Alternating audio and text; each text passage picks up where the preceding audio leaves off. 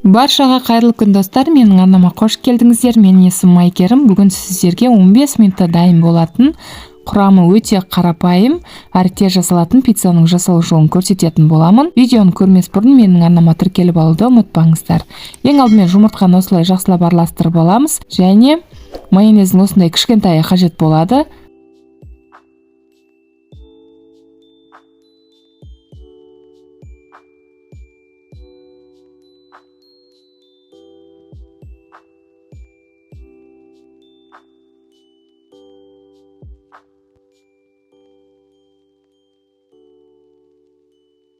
Жұмыртқа мен майонезді араластырып болған соң 8 ас қасық ұнды салып жақсылап араластырамыз.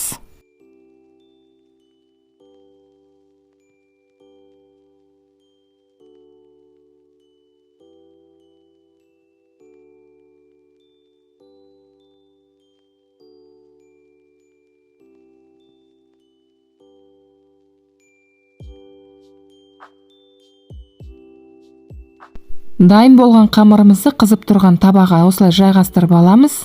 Бетіне кетчупты осылай құйып, барлығын бірдей қылып жағып шығамыз.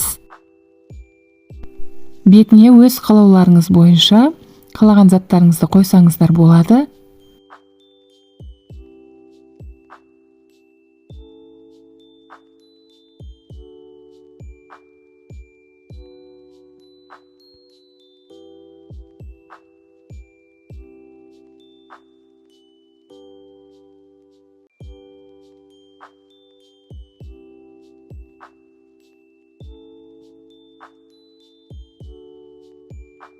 Барлығын салып болған соң, ең соңында бетіне сыр себеміз күштен өткізілген табанның қақпағын жауып, 15 минутта пісіріп аламыз.